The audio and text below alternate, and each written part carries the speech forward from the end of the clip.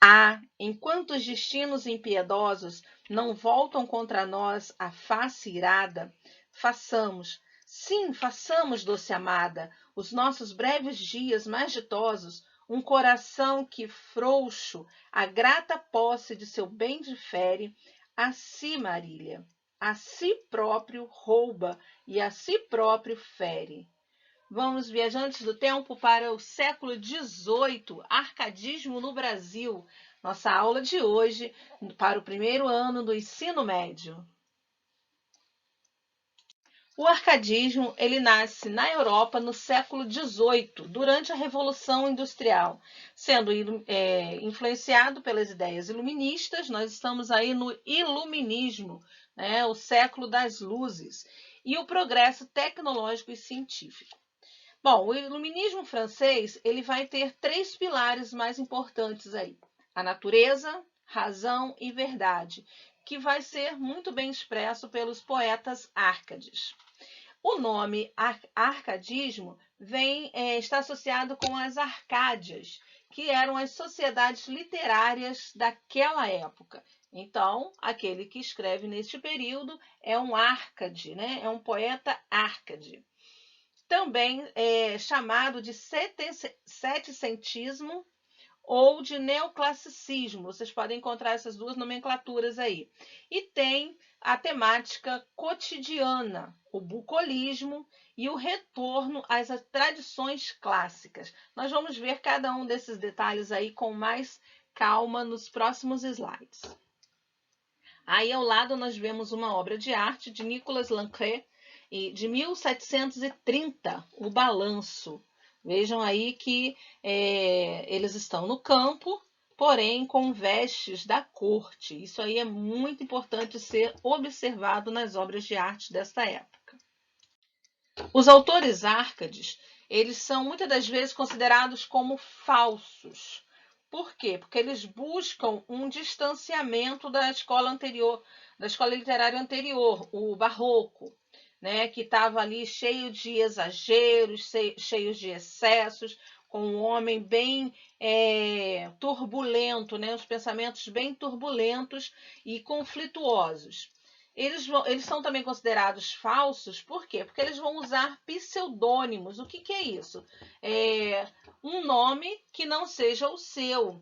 Por exemplo, Tomás Antônio Gonzaga, ele vai escrever vários de seus poemas com um pseudônimo. Isso aí a gente vai ver melhor quando a gente estudar Tomás Antônio Gonzaga, que é o autor desse trecho da poesia Marília de Dirceu, da Lira 14, que eu li logo no início da nossa apresentação.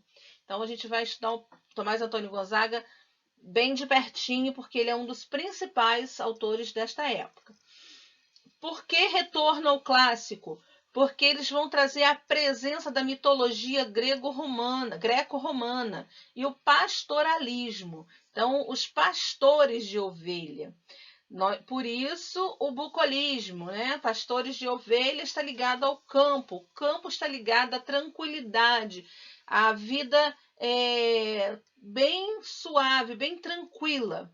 Então, por isso, bucolismo. Todas as vezes que vocês ouvirem falar em bucolismo, vocês podem associar diretamente à vida no campo. No Brasil, o arcadismo ele tem como marco inicial as obras poéticas de Cláudio Manuel da Costa, em 1768. Embora eu tenha dito há minutos atrás que o principal autor é Tomás Antônio Gonzaga, com a sua obra Marília de Dirceu, quem é o marco principal aqui, no início de tudo, é Cláudio Manuel da Costa. Bom, as características, quais são as características principais do arcadismo? É evidente, oposição ao barroco, inspiração iluminista, como eu já tinha falado anteriormente, equilíbrio e busca da perfeição, racionalismo, bucolismo e pastoralismo. Lembrando que pastores de ovelha nós vamos ter lá na Europa. Aqui no Brasil, quando ele chega, já chega com uma roupagem nova. né? O pastoralismo vai se transformar no boiadeiro, né?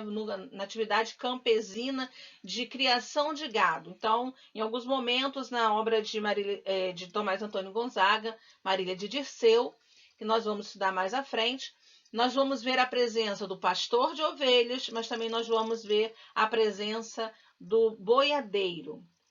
Retomada dos valores clássicos. O que é isso? Traz de volta a mitologia greco-romana. Então, nós vamos ter aí os poemas permeados de deuses e deusas, né, greco-romanas. Cupido, Eros, Hades, vão estar passeando aí nessas poesias. Idealização da mulher, a mulher idealizada, intocável. Pureza e ingenuidade humana, né? A pureza e a ingenuidade humana no campo, né? Essa escola literária vai estar muito direcionada ao campo, embora seus autores morem nas cidades. Eles vão idealizar essa vida bucólica, essa vida campesina, essa vida suave e tranquila. Linguagem simples e objetiva, lembrando que a gente está aí no século da razão, né? Então, a razão também é uma característica dessa escola literária. Então, ela é objetiva, ela é simples, porque as coisas no campo são simples. Figuras mitológicas, né? Que acabei de falar ainda há pouco. Uso de pseudônimo, né? Os pseudônimos são usados a todo momento. Um exemplo, Tomás Antônio Gonzaga, ele escreve Marília de Dirceu. Dirceu é Tomás Antônio Gonzaga. A história de Tomás Antônio Gonzaga é quase uma autobiografia em poema, em versos. Tá? Quando a gente entrar aí nesse poema Marília de Dirceu, vocês vão ver perfeitamente isso. Preferência por sonetos, né? Temática do cotidiano e a valorização da natureza. Então, se estamos falando de campo, estamos valorizando a natureza. A linguagem no arcadismo. Como é essa linguagem? Né? O que eles trazem de linguagem para nós? A linguagem no arcadismo ela é racional. Estamos aí no século da razão, acabei de falar, né, há minutos atrás.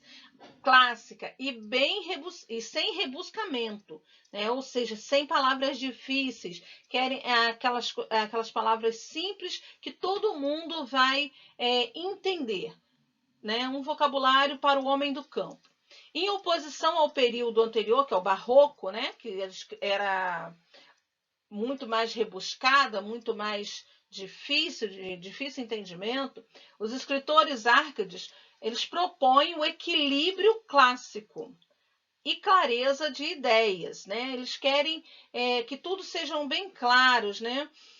Negando aí a rebeldia, a dúvida expressa na linguagem dos barrocos, dos poetas barrocos.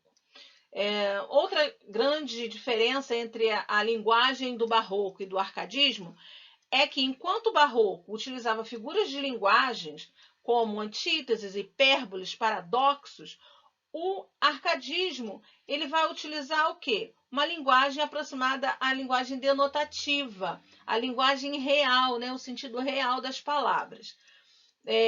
Outro importante aí, detalhe dessa linguagem é a simplicidade. Se a gente fala em vida campesina, vida no campo, a gente vê, né, quem aí já tem um passado aí ou uma realidade que tem referências no campo, né, na roça, sabe muito bem que lá na roça, como a gente vê, tem uma linguagem bem simples. A vida é simples, a vida é tranquila, a vida é bem suave, o tempo passa devagar. E então, os poetas árcades querem traduzir essa linguagem para dentro de seus poemas. O arcadismo também tem suas tendências. E essas tendências elas são mostradas pelas expressões latinas, né? São escritas em latim. Nós temos aí Fugerem Urbem. O que é o Fugerem Urbem? O Fugere Urbem, ele é a fuga da cidade. Nós vamos ter poetas que querem fugir da cidade, mas não querem realmente sair dali. Então, o que eles vão? Não querem deixar o conforto da corte, da vida urbana. Então, eles vão criar um eu lírico que vai viver essa vida tranquila no campo. Então, vão fugir da cidade, vão imaginar. Locus amoenos ou locus amenos é como vocês podem encontrar também. Como é uma linguagem muito antiga, a gente encontra das duas formas. É um lugar ameno, um lugar agradável, ou seja, um lugar que, assim, gostoso de viver, onde só reina a paz. Então, o eu lírico vai encontrar a paz nesse lugar. Locus horrendos é o oposto do locus amoenos. É o lugar horrível. Esse locus horrendos, ele vai aparecer principalmente no final dessa escola literária.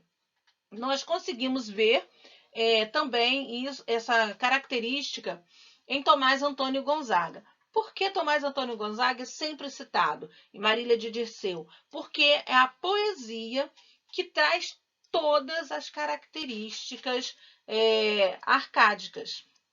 Então, ele vai ser sempre o exemplo para a poesia árcade. Aura mediocrita é o equilíbrio, expressa a tranquilidade e a paz. Então, é o equilíbrio entre tudo isso. Inutilia truncate, cortar o inútil e buscar o equilíbrio. Então, denota a simplicidade da linguagem árcade. É o estoicismo, né, que vai desprezar a futilidade, vai desprezar os bens materiais em busca de uma paz bem lá no interior, uma paz lá no campo. Carpe diem, vocês já devem ter ouvido falar, aproveite o dia, né, como se fosse o último. Mostra aí a efemeridade do tempo, ou seja, o tempo é passageiro. Vamos lá. Ouvi mais um trechinho da Lira 14. Que havemos de esperar, Marília Bela, que vão passando os florescentes dias, as glórias que vêm tarde já vêm frias, e pode enfim mudar-se a nossa estrela. Ah, não, Marília. Aproveite-se o tempo, antes que faça o estrago de roubar ao corpo as forças e ao semblante a graça. Então, espero que vocês tenham gostado aí a nossa introdução ao arcadismo. Curtam o nosso canal, curtam o vídeo, coloquem seus comentários para que a gente tenha um feedback aí dessa aula de hoje. Fiquem com Deus e até a próxima.